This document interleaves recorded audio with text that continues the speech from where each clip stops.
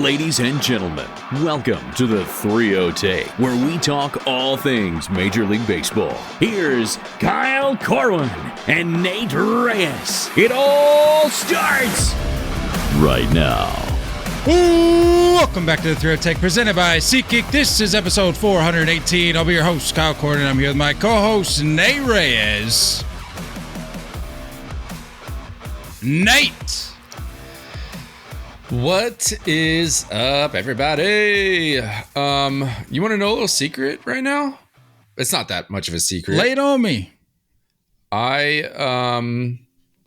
you a degenerate gambler too? No, not a degenerate. I do partake in some long shot parlays, however.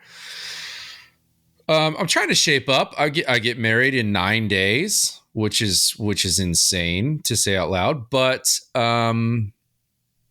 your boy is halfway through a 4-day juice cleanse right now. I haven't had a single crumb in 48 hours. It's pretty crazy. Good for you. Yeah. I feel good. You. I feel good. Good for you. That's dedication. Thank you. That's a clap worthy. Thank you. That's clap worthy. I know how much you love your food, so for you to take 2 days from that's big time. It's tough. We're only halfway through, baby. I got 2 more to go. Proud of you. Thanks. I'm also proud of ourselves. Doing a little. Can you help me make sense of something real quick? Are we calling this a bonus pod? Because it is before opening day. But is it though? Because the status quo has always been 2 episodes during the season, and we have played regular season baseball.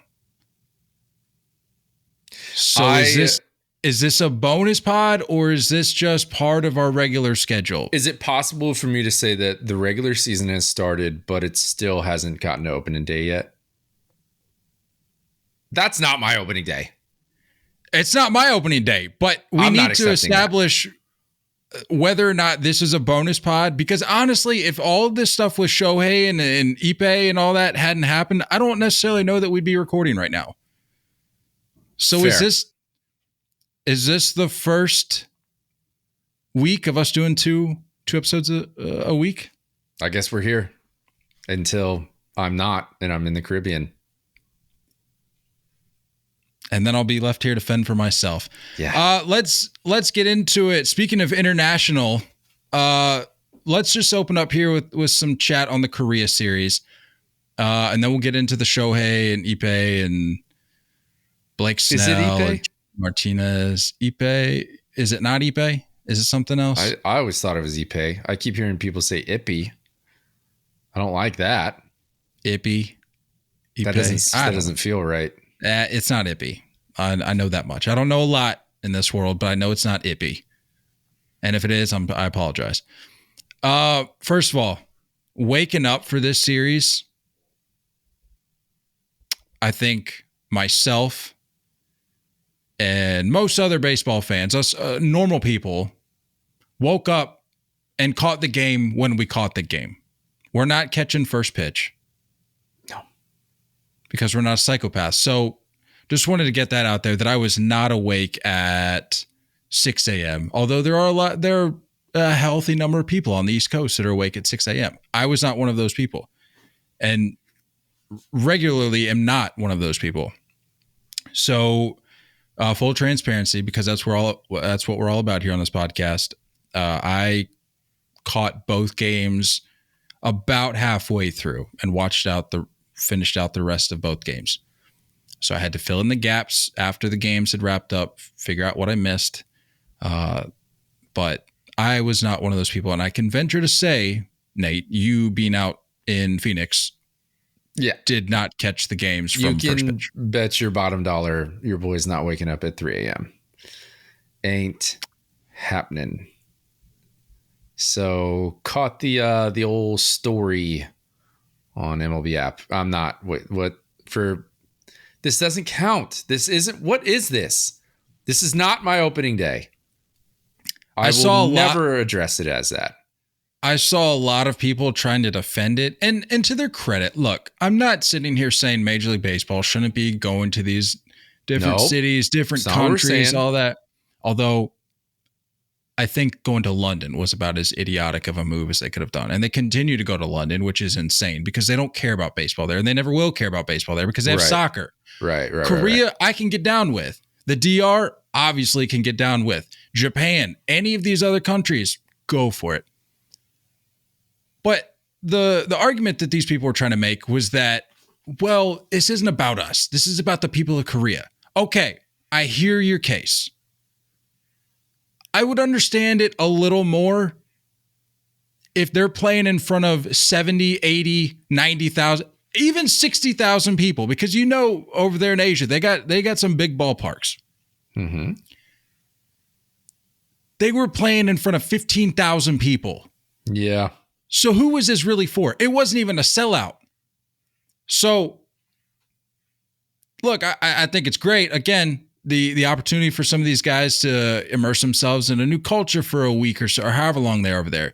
Get to play in front of some new fans, maybe some prospective fans, maybe some fans that were on the fence about baseball. And like, oh, let me go check out the Dodgers Padres. I get all that, but let's not act like this is for the entire continent of Asia. It felt forced too, because remember the day leading up where they were saying fans were lined up at the airport ready to meet all the players, and it was they had lined up the night before. It was all right, we get it. And for it to be such a small venue, for it to not be sold out,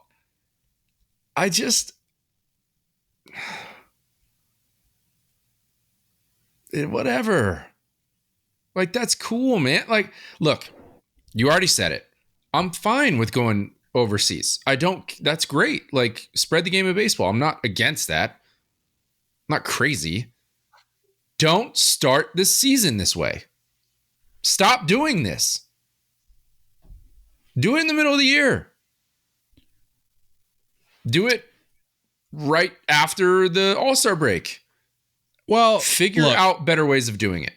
I understand, because this isn't exactly like the aforementioned London trip. This isn't the DR, which is, correct me if I'm wrong, in the Eastern time zone or very close to it.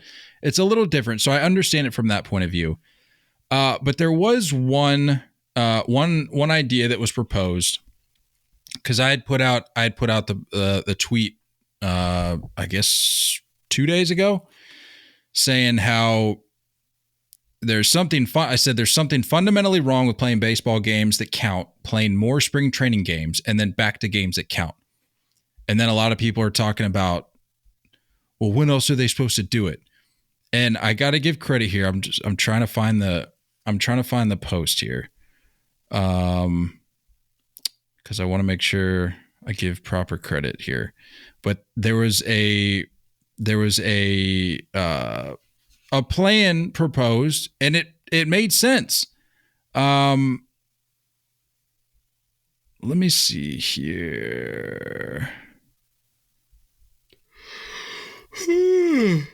I'll find it. Stand by. I should have had this pulled up. That's on me. You should have.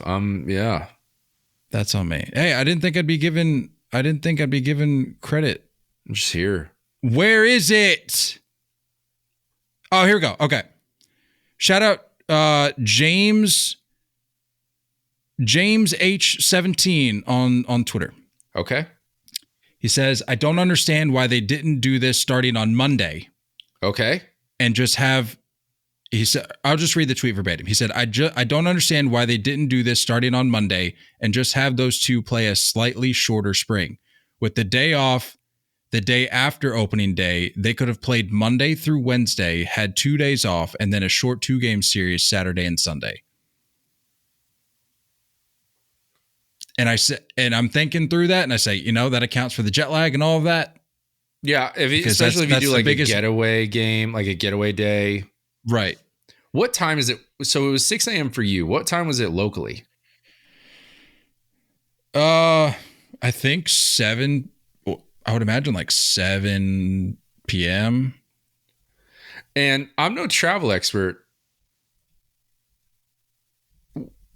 Is it that much of a difference for like the Cubs and Cardinals to go to London than a West Coast pair of teams to go to Korea? I think so. It is. I'm not a geography guy, but I think, yeah, because Korea is literally on like the other side of the world.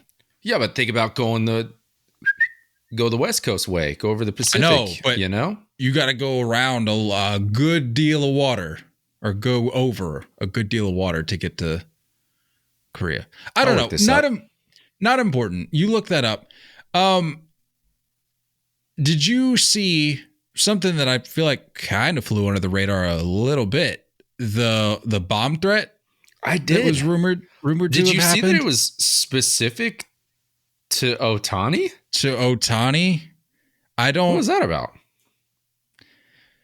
All right. So can I just throw something out there? Throw it. Can I put on my tinfoil hat here? To squash the bet? I'm going to put on my tinfoil hat here. This came out before we knew about the whole scandal that we're about to get into. Yeah. Maybe there was some connection.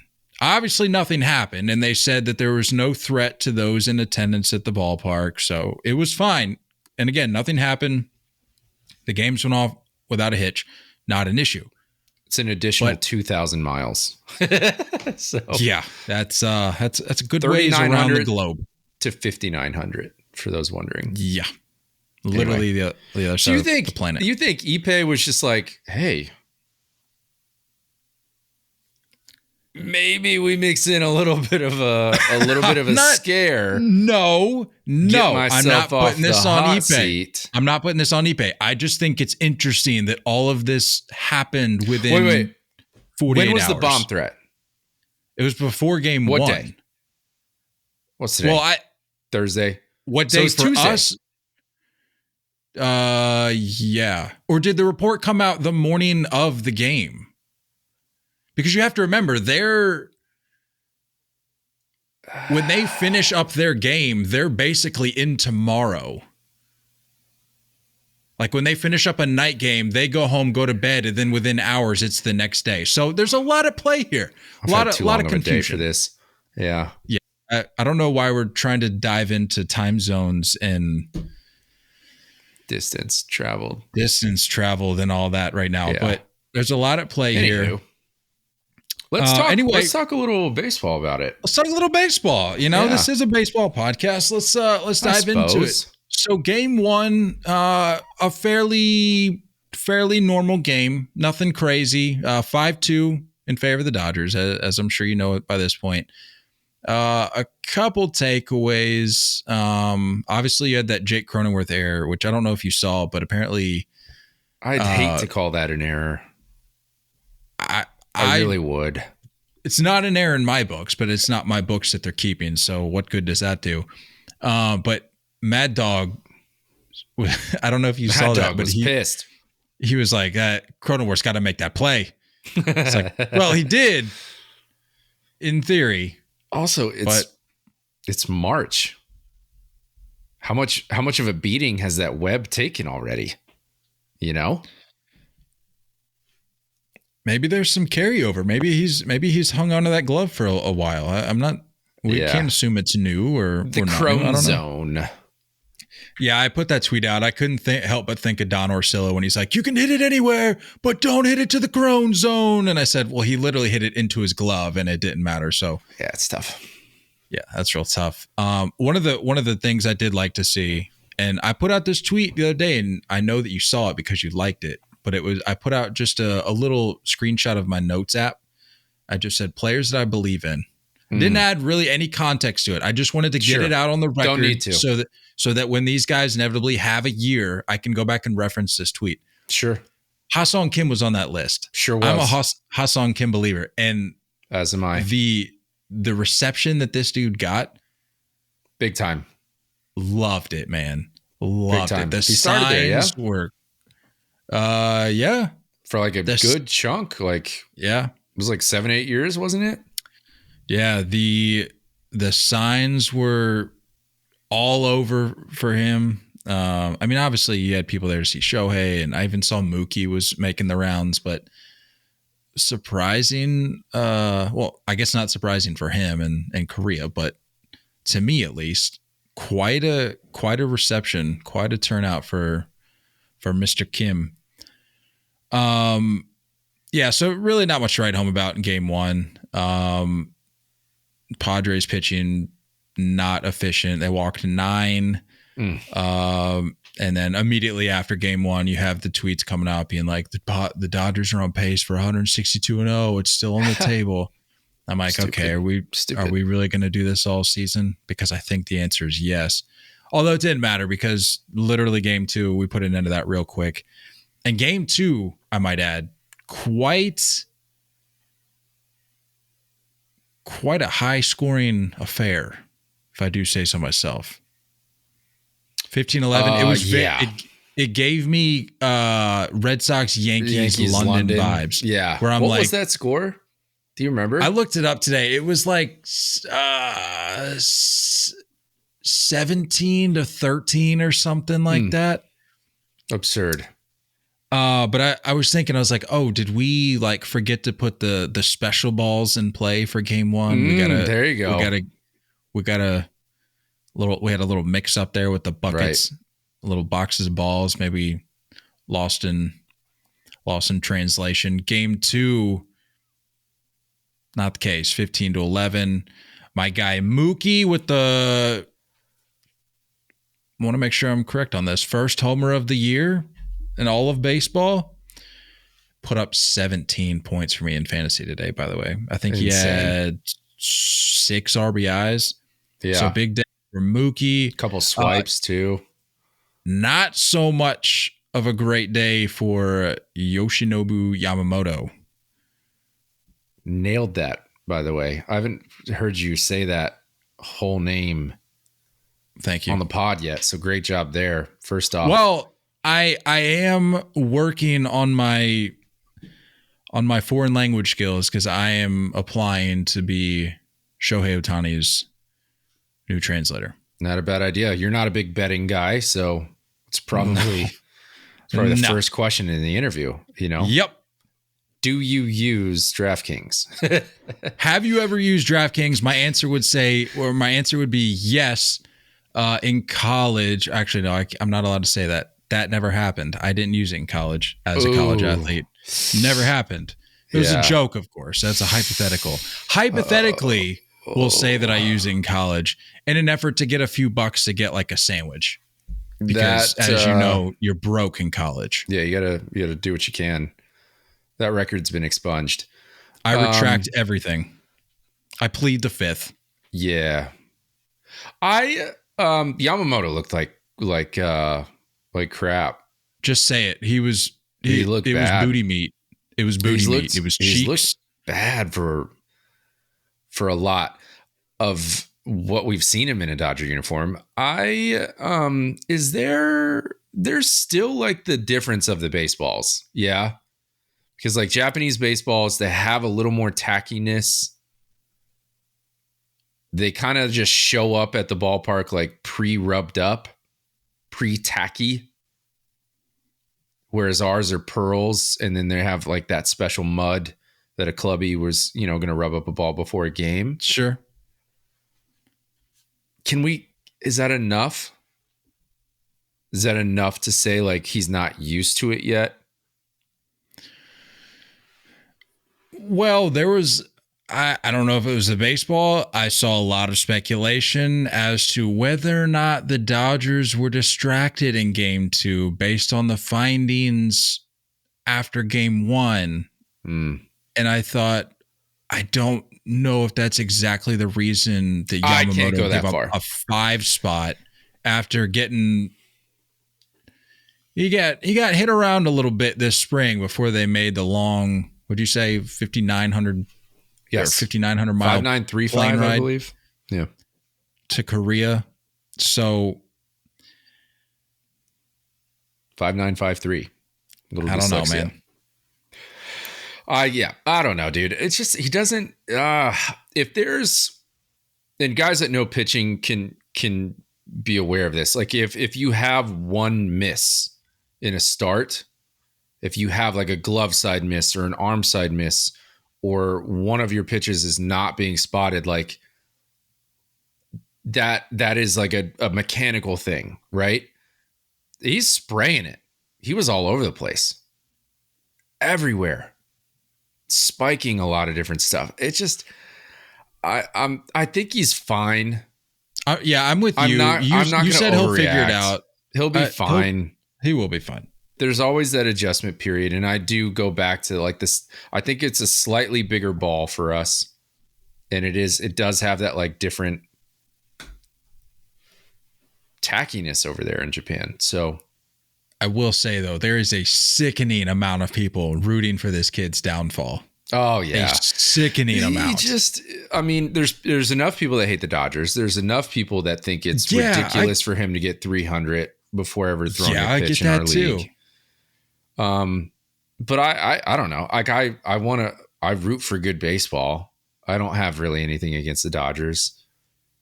Well, let me ask you this. I saw this floating around on social the other day, and I thought it made for an interesting consideration.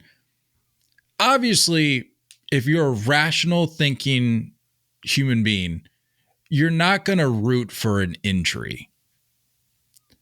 Sure. But as I mentioned, I saw this post floating around, and it was talking about how, again, not going to root for injury, but rooting for a guy who you think is way overpaid, maybe showing a little bit of giddiness after he gets beat up, gets rocked around a little bit after a few outings. Are you willing to go that far? If there will be like a ghost IL stint after 4 or 5 starts like this, yeah. That'll for sure come into play. I mean, I'll just put it like this. If Garrett Cole got the contract he got back in the day and it turned out to be not as good as we thought he would be and eventually would go on to be, I would absolutely be pulling for his downfall. Performance-wise, I would never root for an injury, of course. So from that point of view, I get it if you're like a Giants fan or even a Padres fan, but I'm also like, what is this guy? What has this kid really done to deserve the hate? I don't understand it. I don't know either. And, as good as Japanese hitters are, they're not as good as Major League Baseball player hitters. So I am going to go ahead and say that there's just going to be an adjustment period. I think it's okay. I don't think there's anything wrong. I don't think Dodgers fans need to overreact. I don't think we need to think that this guy's done. Like, he has plenty of time to settle in. He's young. No, I'm not stressed. It's fine. I'm with you. For the record, Joe Musgrove didn't have all that great of a day either. Gave up five runs, 7 hits, 2 walks, and 2 2/3. So pitching was certainly lacking in game 2. Also, we've seen this. We've seen this. This is a tale as old as time. Hitters are now ahead of pitchers, right? Like, it's flipped. We used to have this hitters need a while to get timing. Pitchers have the upper hand for the first few weeks out of the gates. It's now flipped because of the way pitchers are being handled nowadays, how limited pitch counts are now with pitch clock being involved. Like, now you have some guys reporting late. Like, we're babying pitchers so much that it's now flipped. Hitters have the upper hand right now. I think you're going to see some high scoring games a lot for the first few weeks. I don't think that's relative to whatever stadium they were playing in Seoul. It's a great point, Nate. It's a great point. Let's switch gears here. Let's talk. We already alluded to it. The topic that is making its way around the baseball world and honestly, just the world in general. A lot of takes flying on a one Shohei Ohtani. But let's dive into it, shall we? So I'll be honest, there is a lot, as I said, flying around about this, but I still don't know if I fully grasp what exactly is going on. I don't think any of us know. Because this report came out from ESPN, which we'll look at a little more in depth here. But this thing comes out, we start getting the alert notifications, and then the tweets start rolling out, and then the YouTube response videos start showing up.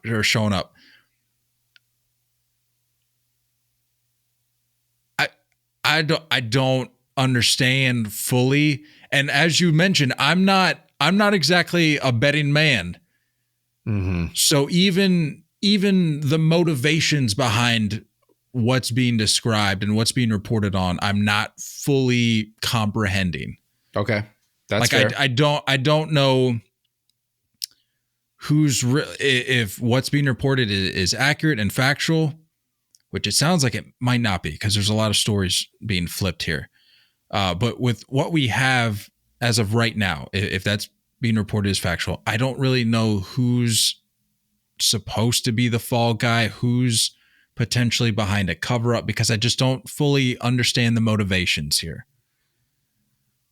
And quite frankly, I'm a little scared to peel back the curtain here, because I think a lot of people are. This could be, look, let's just call it like we're seeing it.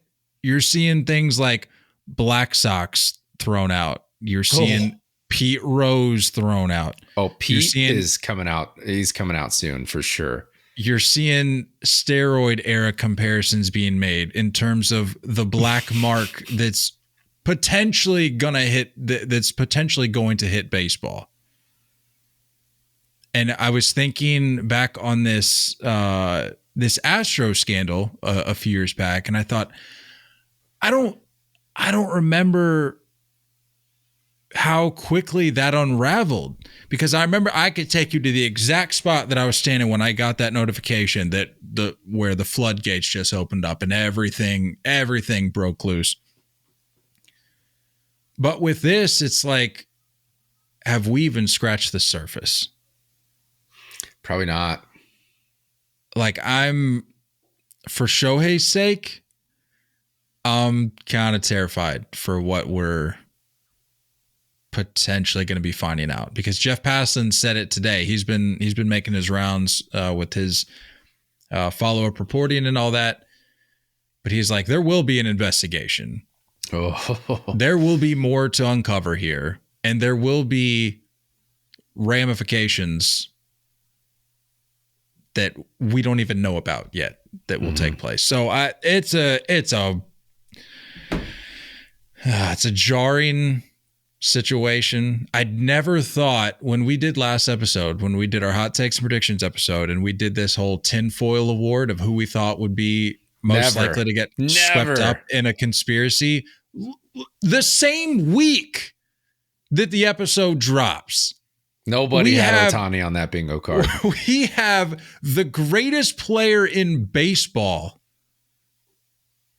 many would say of all time, caught up in a $4.5+ million gambling scandal, technically a game into the season. That's where we're at right now. And I hate it. I mean, it's so weird. Selfishly, it's great for content, but for baseball, it's not great. This isn't the kind of attention you want for baseball. Do you want to? Should we look at this article here? We should. We shall. We shall. We shall. So there was the report in what am I trying to say here? Words. The report in question, the report that we're referencing here, came out yesterday. There was a follow-up by the same reporter, Tisha Thompson. But the article that came out yesterday, March 20th at 5:50 Eastern.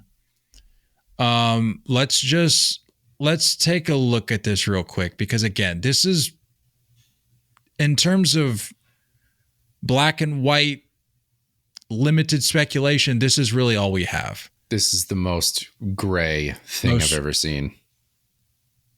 Well, no. What you're seeing floating around on social media, that's gray. That's the speculation. This is as concrete of information as we have available to us right now, is what I'm saying. Would you not? Would you agree? Because this is all what everything now. This is what everything has stemmed from. Yeah. And then, as I mentioned, the occasional follow-up from Passan and all that. But as of right now, let's see what we have. Tisha writes, Ippei Mizuhara, the longtime friend and interpreter for Ohtani, incurred the gambling debts to a Southern California bookmaking operation that is under federal investigation, multiple sources told ESPN. For those who don't know, illegal. Bookmaking, this is a bookie. This is not legal. Continue. This is not a legal gambling entity. This isn't a FanDuel. This isn't a DraftKings. This is illegal, which is not permitted in Major League Baseball. Gambling is allowed, not on your own sport, but it has to be with a legal entity. She goes on to write, how he came to lose his job started with reporters asking questions about the wire transfers. I did skim past the opening paragraph that mentions that it was $4.5 million in wire transfers. So not a small amount of money, and isn't with the deferments, isn't $4.5 million what Ohtani's making over the next decade? So I mean, Ohtani's out for his the next decade worth of salary. That's a single month of a New Balance paycheck. That's fair. Says initially a spokesman for Ohtani told ESPN the slugger had transferred the funds to cover Mizuhara's gambling debt. The spokesman presented Mizuhara to ESPN for a 90-minute interview Tuesday night, during which Mizuhara laid out his account in great detail. However, as ESPN prepared to publish the story Wednesday, the spokesman disavowed Mizuhara's account and said Ohtani's lawyers would issue a statement, to which, and this isn't exactly what she said, but they basically came out and said, no, just kidding, this was theft. Yeah. So, I mean, there was a lot more to it, and maybe we'll dabble back into it, but just taking a brief pause here. A possible scenario that we have right now is that Shohei feels bad for his friend, a friend for which he's had many years, a good friend. Some would say best friend. Some would say best friend. I saw a quote floating around from Ippei. I want to say it was maybe from the offseason or last year, that was him saying that he's around Shohei. I think the quote was something like that he's around Shohei more than he's around his family, because he's around Shohei 365 days a year. So again, getting back to the scenario, it's possible that Shohei felt bad for his friend, paid the debts. Major League Baseball goes, whoa, after some more information comes out. And then Ohtani's team, in order to protect their golden boy, baseball's golden boy, they said, just kidding.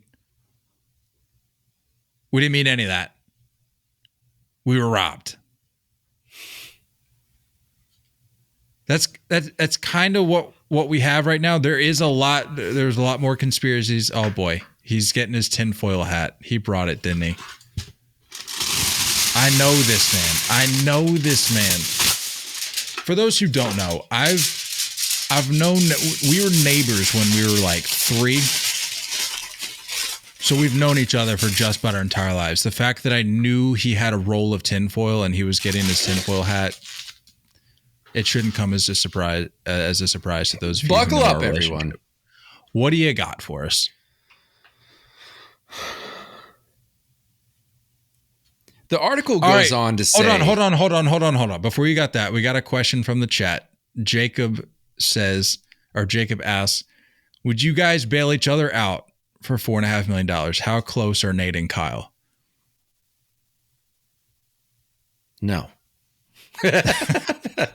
I don't know what kind of operation you think we're running here at the 3-0 take, but yeah, relax, Jacob. I can give you $4.5. $4.5. $4.5. I could combine what the 3-0 take is pulling in as well as my own personal money, and I could maybe match half of what Nate's giving you. I could maybe go like 225. 275. Yeah. The article goes on to say, because of, I think Ippei. I'm just going to say Ippei. I think Ippei went rogue. I think Ippei was like, yo, this doesn't look good. I got you. And Shohei's like, I don't know what that means. Next thing you know, he's sitting down for a 90-minute interview. Homie logs into his bank account and just like shows stuff. The article goes on to say ESPN had reviewed the bank information showing Ohtani's name on two $500,000 payments sent in September and October to the bookkeeper. With his name on it. Shohei's name on it. What?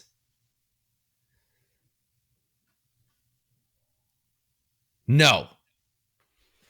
I have not been a fan of Ippei. Personally, I felt the guy was just too much in the spotlight. As an interpreter, I shouldn't know your name. I don't know any other interpreter's name.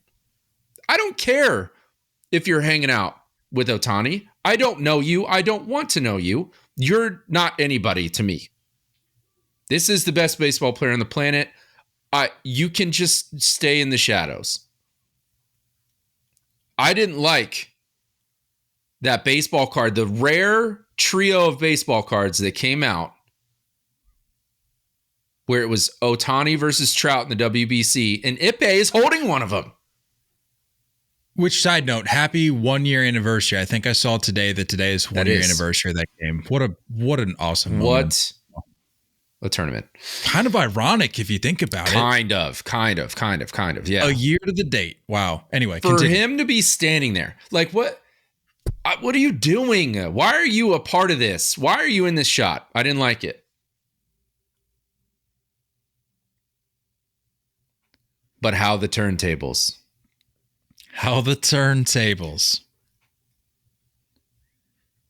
Ippei's fallen on a sword. Do you think Ohtani's the degenerate? Ippei is falling on a sword. And here's why.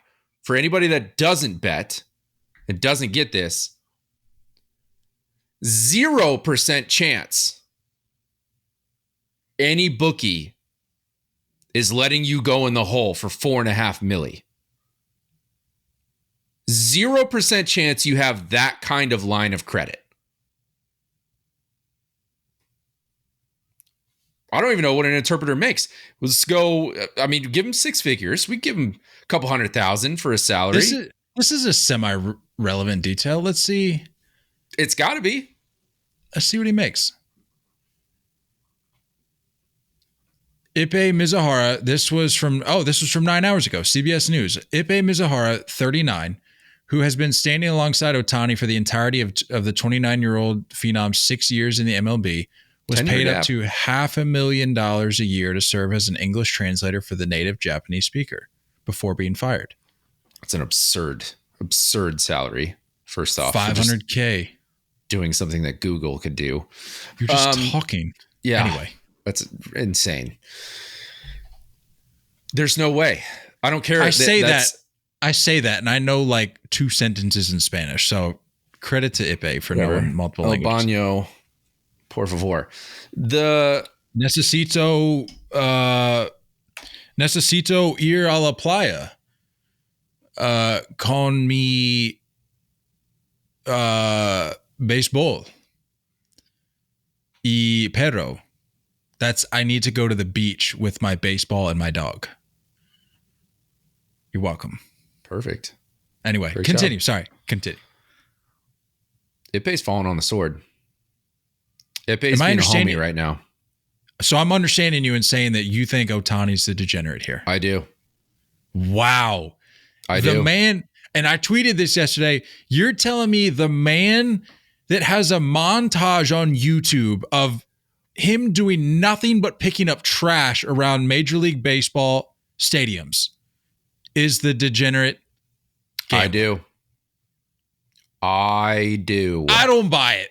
I do. I don't believe it. I don't believe it. This man has secrets. We didn't even know he was engaged. Next thing you know, he's married.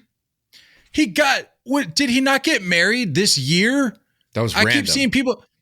No. I keep seeing people be like, he played for the Angels for however many years he was with the Angels, like 6. He's like, he played with the Angels and didn't know a thing about this guy. And then he comes over to the Dodgers and we find out he has a wife. And I'm like, okay, well, maybe that's because he wasn't married then. Because they're newly married. We didn't even know he's engaged. We didn't even know.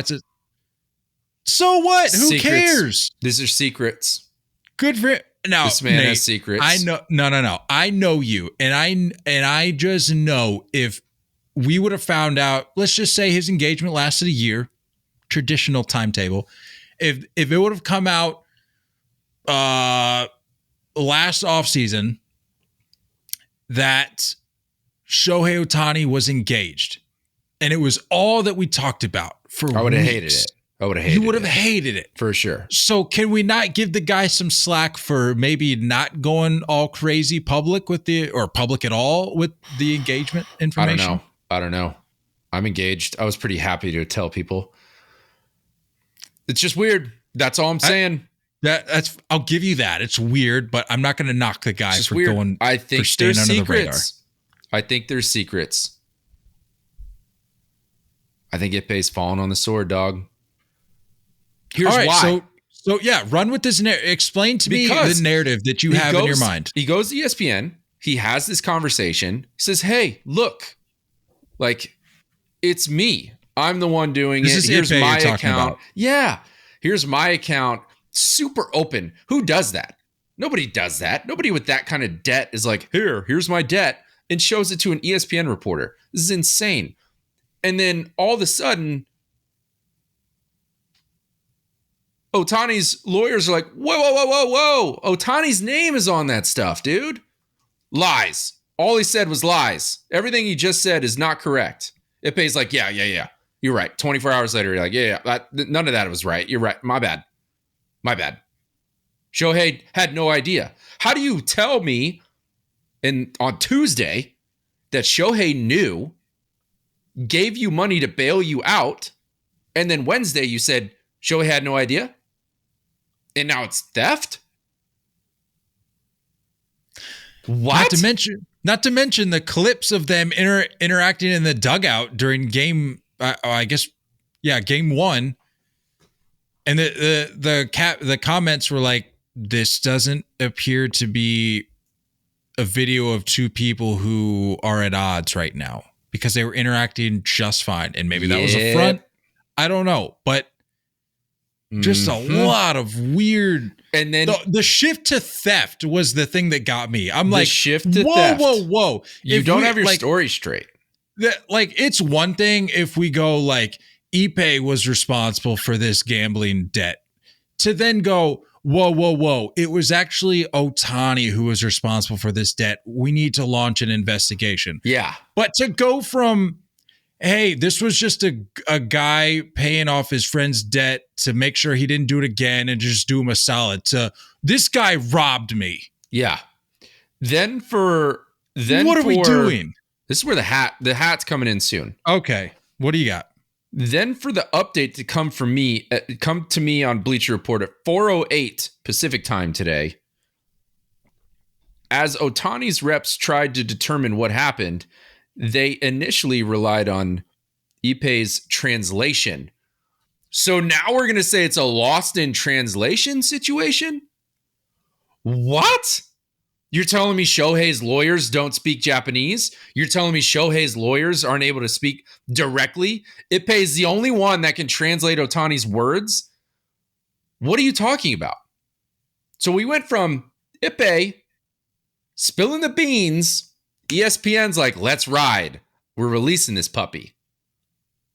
Reversing it, saying, nope, all of that was a lie. Lawyers come in, block this. Now it's lost in translation. All in the middle of this, MLB's like, Ohtani's fine. We're not investigating this. And I tweeted that out today. I said that was the most predictable headline of all time. Major League Baseball. If you think Robbie Manfred is looking into Ohtani, this is the... If we remove stats and skill set, we can argue that this is probably the most popular baseball player of all time since Babe Ruth. And even then, Babe Ruth probably didn't reach this legendary status with his name until after he was done playing. And that's not even his fault. It's just because the media that exists today didn't exist then. Newspapers. So it's not even his fault. When we're talking about like arguably one of the biggest international stars, I would say we have like Cristiano Ronaldo, Lionel Messi, and Ohtani's on his way up. Ohtani's in that category. As far as like, I don't even watch your sport, but I know who you are. To sit here and say Robbie Manfred, because that's what the punishment is. If you get caught betting, you're under investigation by your own commissioner. Robbie Manfred's sweeping this puppy under the rug. Robbie Manfred went to the Dodgers. The Dodgers went to Ippei. Said, hey, you're taking this. You're taking this fall. I'm sorry. It's not even Ohtani's call. It's not even Ohtani trying to clean up his own mess. Oh, I guarantee you for what's the legal term? Plausible deniability. No chance Shohei's even within a mile radius of the building that these conversations are taking place with Ippei. Not a shot. Correct. They say, hey, go, you know what? Here's 10 grand. Go enjoy a nice night out on the town with the new wife. Just blow it all. Paint the town blue on us. And you're telling me that Ippei broke the news to the LA Dodgers in the clubhouse? Who is Ippei? Who are you? Who are you? You're a translator. Why are you addressing? What are you talking about? The whole I'm kind of with you on the falling on the sword angle, and it's not even so much it's not so much about looking at who's responsible. It's more about the response for me. When you look at what he said, it's just a dead giveaway. He said, obviously, he, meaning Ohtani, wasn't happy about it and said he would help me out to make sure I never do this again. He decided to pay it off for me. I want everyone to know Shohei had zero involvement in betting. I want people to know I did not know this was illegal. I learned my lesson the hard way. I will never do sports betting ever again. No shot you didn't know this was illegal. Whoever it was, Ohtani, Ippei, I don't care. No shot you didn't know this was illegal. Yep. And for you to use absolutes like that, that's just, if we've learned anything, forget the legal world. If we've learned anything from people under the radar or under the microscope in baseball, you think Mark McGwire, Barry, guys like that who have been caught up in things, when they start using absolutes like that, that's when you know something's up. Something's up, and for him dude. to say, I want people to, I did not know this was illegal. I will never do sports betting ever again. No. This isn't, you've been in California for years. Years.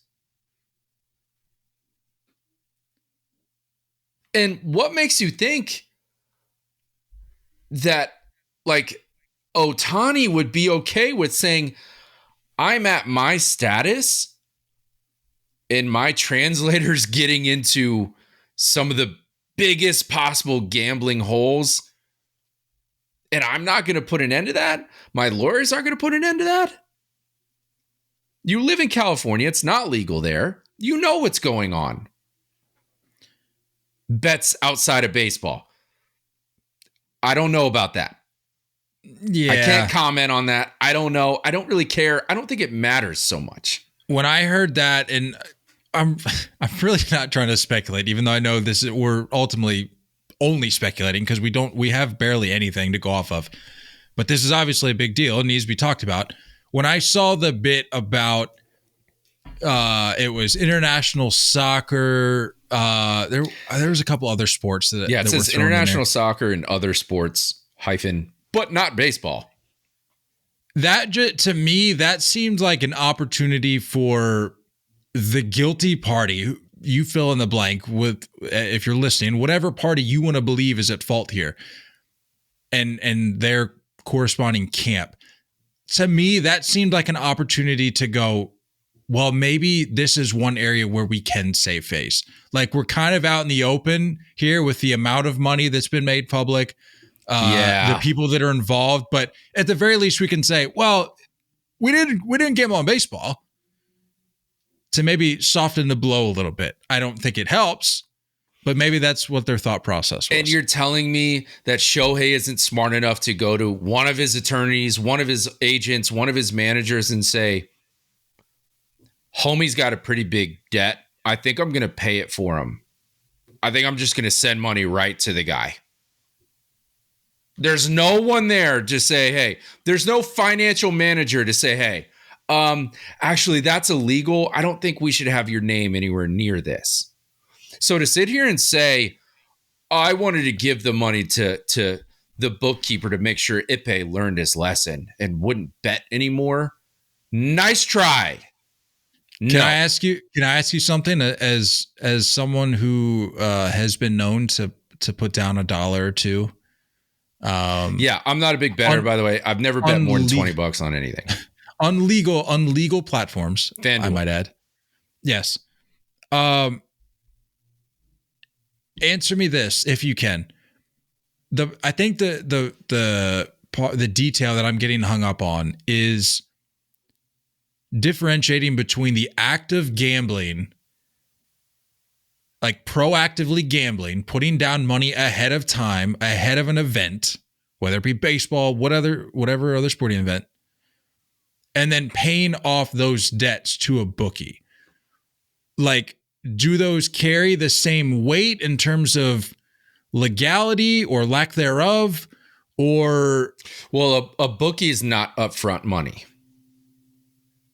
whereas FanDuel is, right? FanDuel, DraftKings, You have the money in your account, you place that. You go to the horse track, you give money, I'm placing this bet, right? Sure. Bookies, no.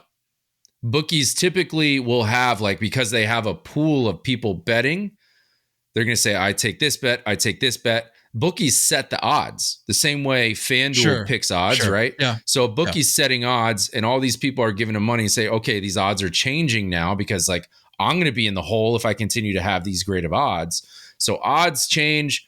Typically, all this money comes in, and then on Fridays, they're going to say, all right, I'm going to pay out the winners. Losers, you owe me this, right? So that's where, like, the money isn't given up front the way our typical betting is that we're all familiar with. Yeah, that makes sense. That's what's fishy about this. How do you continue to get up to $4.5 million? Like, but that's what I'm trying to figure out. Let's just say that the scenario or one of the hypothetical scenarios that's floating around out there is reality, is what actually happened. Let's just say the Ippei was the one responsible for these bets. And then let's just say Ohtani didn't know that he was in this deep. And let's just say Ohtani wanted to do his friend a solid. Who, in the eyes of the law, is more at fault here? Or who's going to receive the greater degree of punishment? Is it Ippei, who proactively put these bets down, or is it Shohei, who has, what did we say, documented at least wire transfers of $500,000? I don't know. Like, if I don't know, because like even money, that's still pretty sticky. I think it's worse to go through the action and place a bet. And if there's evidence of you placing an illegal bet, that's probably a worse breaking of the law. It's probably a worse crime. Sure. But the fact that your name is like attached to complete an illegal transaction, that's pretty bad too.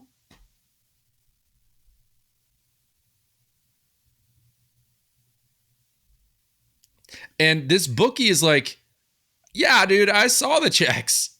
I saw Shohei's name on there. I didn't say anything. And this bookie is 100%. Bookies are sketchy. Bookies are sketchy. They're underground, dude. Right? They're underground stuff. So if you're having Ohtani's name, exactly, and you're able to tell other bettors, yup, Ohtani trusts me with his money, you should too. He's not going around saying Ippei. Who the heck's Ippei? Goes back to what you said a few minutes ago. Who's Ippei? Who are you? Yeah, no, I'm with you. Boyer is the bookie's name. I can't remember what his first name was, but doesn't matter. It said Bookie Boyer. Boyer the bookie. Bookie Boyer. It said Matthew Boyer, South California bookie Matthew Boyer. It says in this article that his house was raided at some point. I mean, yeah, raided by federal authorities in October, facing potential felony charges. Dude, this is just messy. Mm-hmm. And you got poor Dave Roberts, man. He's on the hot seat for his job, and now he's being asked to comment on a multi-million-dollar gambling scandal. Oh yeah, there it is. Mizuhara confirmed to ESPN he has been paid between $300,000 and $500,000 annually. What a salary! Crazy, dude. So, all right, I feel like we've been going on about this long enough. Jacob says in the chat, "Who's Ippei?" The league rulebook states that bets placed with illegal bookmakers are subject to punishment at the commissioner's discretion. You think Robbie Manfred is about to run the name that is going to carry over for centuries for this sport out of town? No shot. What I will say, what's that? I saw 2 GIFs today on Twitter, and I'd like to report that they made me laugh out loud.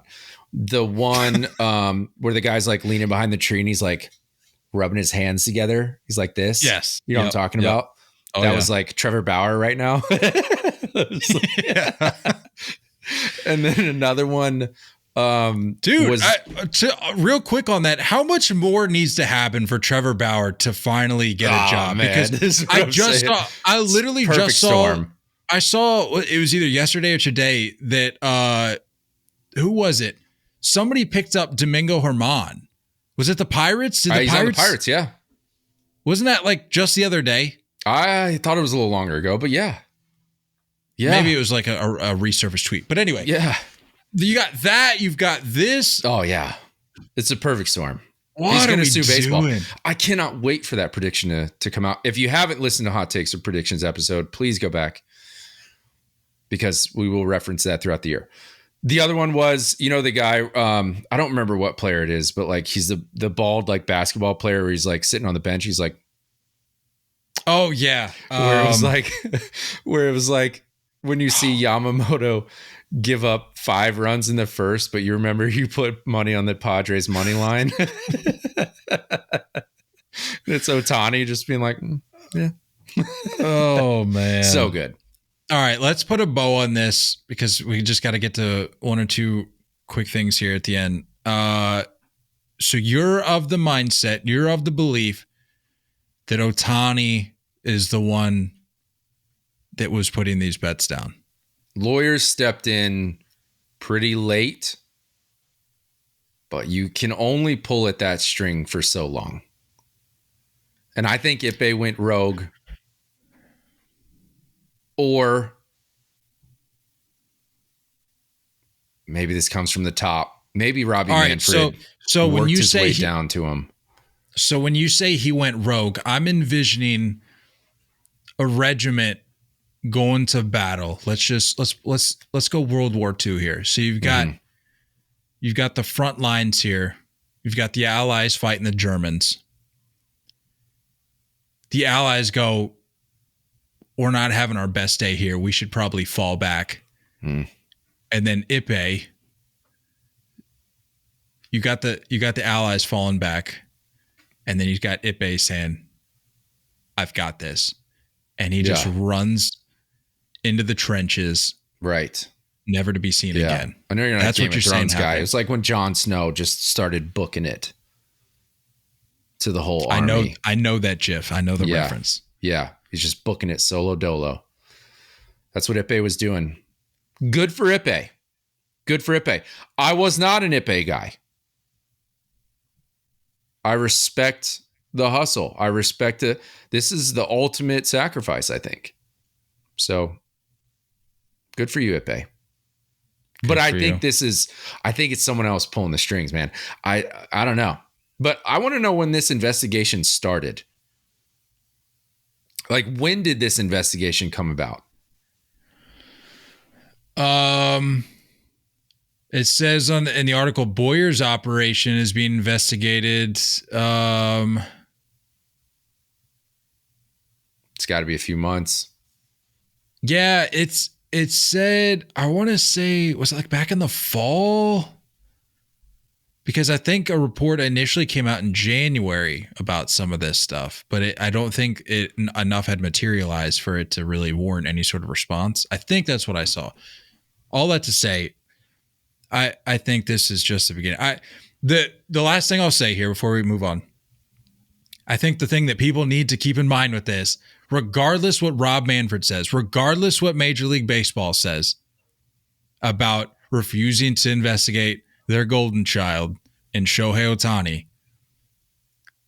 I'll tell you, there's a couple federal agencies that couldn't care less how fast Shohei Ohtani can throw or how far he can hit a baseball. The IRS being one of them. The FBI, ever heard of them? Yeah. That's what we're talking about. So if they get further involved in this, and you know they will, Can I come out and say I don't want to know what's going to happen? Fully concerned about the Dodgers season? I don't think it's crazy to say this stank ain't going anywhere anytime soon. And what did I tell you? Neither are questions. Granted, I didn't foresee a multi-million-dollar gambling conspiracy unfolding the same week, but earlier this week in our Hot Takes and Predictions episode, I said, you're a fool to think that the Dodgers are going to run the table because that's just not how baseball works. And I simply said that because I just don't believe that baseball is that easy. Like you just don't assemble a super team and it's a guarantee. Again, that was before this happened. You throw this into the mix, I'm fully on board with what you're saying. I think if this continues to unravel, fully in jeopardy. I'm nervous because you got guys on that roster like Freddie, Mookie, Will Smith, Jason Hayward. You got guys that just like Chris Taylor. They just want a ball. Like, I don't want to deal with these questions. And if Ohtani's not answering questions, these other players are going to be hearing these questions. It's going to spread. This is not going away anytime soon. It's going to be tough to win ball games. I'm going to be honest. I'm pretty nervous if I'm a Dodgers fan. Joey asked, what if Ohtani is suspended and plays basketball for a year? Oh. I saw a lot of Jordan comps with this whole thing. Yeah, look, Jordan just beat it in the nick of time before social media started coming around.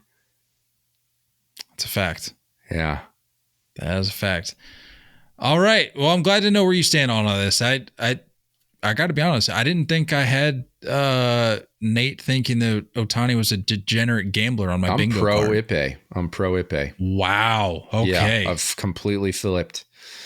Pro Ippei. What a G to be able to take the bullet there. Take a lot of bullets. Yeah. Man. 4.5 million bullets. Let's talk real quick as a couple days pass at this point, but Blake Snell finally signs with the I almost said New York Giants. Wild. The San Francisco Giants, 2 years, $62 million deal. And as you would imagine, has an opt-out. Yeah. I think we can safely say that Scott Boras, can I say it? Can I just say it? Shat the bed. Well, I wasn't going to go that far. I was just going to say washed. Sure. And look, you can tell me, well, they're going to opt out and then they're going to get the bag next year. If Blake Snell can't get a bag after winning the Cy Young, it's a great point. Don't try to convince me that he's somehow going to get a bag next year. What are we talking about? Yep. I think the questions surrounding a guy like Blake Snell are greater and outweigh what even another season of what he just did could account for. Yeah. I don't know. I mean, good signing if you're the Giants. I don't hate it. I am a little butthurt, if I'm going to be honest, just as a Yankees fan, like the restructuring where I don't know the exact details, but he's getting 17 now. So, well, a chunk after the season, right? Has like a signing bonus for next year. Got a $17 million signing bonus, and is set to make 15 mil this year and then 30 mil next year. Half of which will be deferred until 2027. Signing bonus doesn't count against team salary cap. I would venture to say no. Because that's kind of how like the Tom Brady's structured stuff. Like Tom Brady did that with the Patriots for a long time to give them like roster flexibility and stuff. So we've seen a couple workarounds this year between like Ohtani's large deferment, this restructure. I'm personally a little butthurt that like, because the Yankees, we talked about it last episode, like, and any other team for that matter, being at the top of their cap, understanding that if you cross over, you're reaching this point where like you're basically paying double.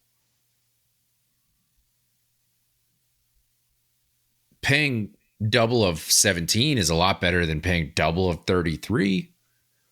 You told me the Yankees couldn't work something out like that, so like that bugs me a little bit. I don't love that as a Yankees fan, but yeah, good. I mean, talking Logan Webb and Blake Snell 1-2, like I can talk noise on the Giants, but that was the Cy Young finish order, wasn't it? Yeah, you got Snell and Webb. Well, Snell obviously winning it, but then Webb was number 2. Yep. But yeah, to your point, there was a lot of fan bases clamoring for that deal. They're going, we waited it out. Yeah. But didn't think it would be this reasonable. I use air quotes. Right. I don't know. I feel like a lot of teams could have benefited from that. And so I'm surprised the Giants were the one to pull the trigger. But it goes back to what I said. It was very evident that this guy wanted to be out west. And I think, yeah, even if it means going to I can't even say directionless Giants anymore, because the more I think about it, they had a heck of an offseason. Like I know you've been talking a little bit of noise on their direction, but as I don't get it the last month, They've really done some. I'm not a huge fan of the direction in certain ways. I think it's an overpay on certain players, but like for Boris, I mean, this is a wildly underwhelming. This is like, I know there's delusions of grandeur there, but like this was a horrible offseason for him. Horrible. This was not good. And I think this is the last time you're ever going to see, and Monty probably being the last bigger name, this is the last time you're ever going to see this. Major League Baseball, MLB, PA, they're stepping in. There's going to be a deadline. There's going to be some type of period. I keep seeing all this talk about there being like collusion amongst the major league teams. I'm like, what are we talking about? Good on the teams. Of collusion? I didn't hear anything. Good on the teams I'm just in terms of like waiting out Scott Boras. Oh, yeah. Probably not, but yeah, I like that. If that's happening, good on the team. Like I know 100%. We're always pro player. We're never going to be like pro ownership or pro league or whatever. But screw like, Scott Boras, in this scenario, whatever. Like if all 30 teams got in the same room and were like, you know what? Let's make this guy sweat.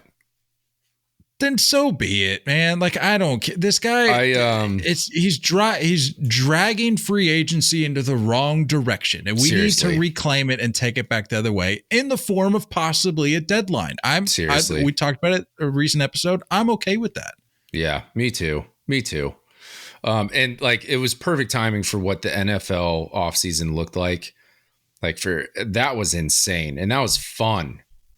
Twitter was nuts for a few days, and now it's like. Now we know, right? And don't talk to me about, well, injuries happen. Hello, the NFL, the injuries happen more there. So like, no, I'm not doing that.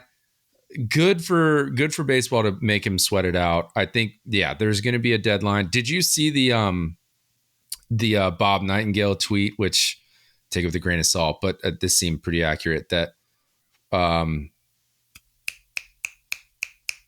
Giants GM Farhad Zahidi that he started off his press conference so he's like, I deserve a Medal of Honor from the president for having to negotiate with Scott Boras 3 times this offseason or whatever. Yeah, amazing. Oh my gosh. Yeah. Yeah, dude, big ballpark too, Big ballpark going from San Diego to there. Speaking of, that's a good point. But speaking of ballparks, how do we closing it out here? JD Martinez today, or this evening rather, signed with the New York Mets. How do we like that fit at Citi Field? What was the number? 1 year 12. 1 year 12. 1 year 12. Tradable. Andy Martino on Twitter said the Mets were always only going to sign JD Martinez if the deal became irresistible. It got there per league source, $4.5 million this year, $1.5 million a year deferred from 2034 to 2038. That's pretty irresistible for sure. What does that look like if he's traded mid-season? They finish out the rest, but the Mets are on the hook for the deferred amount. Like you can't trade the deferred amount, right? I wouldn't think so. Yeah. So it would just be very tradable. Very tradable. Even if it wasn't right? deferred, like 12 mil. Yeah. Unbelievable. It's crazy, man. That's the worst offseason I think an agent has ever had. I mean, it's a little more understandable with a guy like JD. Like personally, I still think JD can provide some great value to an offense, but like on paper, I understand why maybe he was a little later to the party. I'm gonna be honest, dude. If Jock Peterson is getting play, and it took this long for JD Martinez to get play, I'm a little lost. I'm a little confused. Like to be like a 75% of the year DH, a professional hitter, a guy that will absolutely talk hitting with anybody in that clubhouse. That's worth every dollar for me. And very tradable. If he starts off hot, you move him, get a prospect for a guy. Like, yeah, I like it. I would have liked, I don't know. I would have liked to see the Padres, but all good. All good. I'm going to waste away in Queens. I'm not an anti-JD guy. Even when he was a Sox, he never really got under my skin. He's a hitting nerd, and I like hitting nerds. Yeah. He, for you at least, he's a guy that can kind of transcend the uniform right a little bit. So I can appreciate that. But like also, I think he's your lookalike. He's your major league lookalike. Wow, that's I'll take that, man. Feel free to put that tweet up tomorrow when you drop that report graphic. Kyle Corwin, JD Martinez, separated at birth. I'll take it. I mean, he's a little husky, but I mean, but I'm no string bean. He's approaching 40, right? So you got time to put on some LBs. Well, going the wrong direction, but I see what you're saying. Anyway, that about does it. Went as usual. You're welcome, went deeper everybody. than we thought. I'll be honest, dude. I didn't intend on getting on here and having to go on this journey with you of where you thought this whole Did you gambling enjoy the ride? It was fantastic. Would recommend. Would ride here again. That was a great freaking roller coaster ride because I got on here thinking, maybe we throw around a little bit of speculation. Maybe it was Shohei, maybe it was Ippei, maybe Manfred's involved somehow. But you said, nope, Ohtani is the degenerate. And so I said, okay, I guess this is where we're going for the next half hour. So again, apologize, went a little deep. But we had to get this to you. We know that's all people are really talking about right now is Ippei, Shohei, in the Monet. Just found the title of our episode right there. Oh, I like that. But anyway, we will get back to you guys next week. Nate, not to put you on the spot here, but what's your recording plan? What are you thinking recording wise with the wedding coming up? You will not hear from me post opening day immediately. Yeah, that's probably a promise. So we might opening day is the 28th, married on the 30th. Thursday. Yeah. So you're maybe we'll get you like for a little opening day preview and then right. Okay, that's fair. Yeah. Yep. And then more than I expect. I'll be honest. Late episode of the week post opening day, maybe. A lot of inconsistency. Let's be honest. A lot of inconsistency. I will say, because you won't hear, I guess no one will hear from us until that point. If you're bored in the afternoon on Tuesday and you want to talk a little Yankee stuff, come meet me in the chat. I'll be on Bleacher Report, 2 p.m. Eastern. So you want to get in the chat, show a little love, talk a little Yanks, I'll be there. Nate returns to Bleacher Report. There it is. That's awesome. Anything else before we get out of here? Pray for me. 2 more days without food. 2 you more got days. This. Finish out strong. Finish up the week strong. It's crazy. I actually feel pretty good. I'm not going to lie. Someone started talking about cheeseburgers today and it wasn't pretty. But outside of that, I've been good. Yeah. I started imagining Shake Shack and telling everybody that In-N-Out sucks. Yeah, it was a lot. Anywho,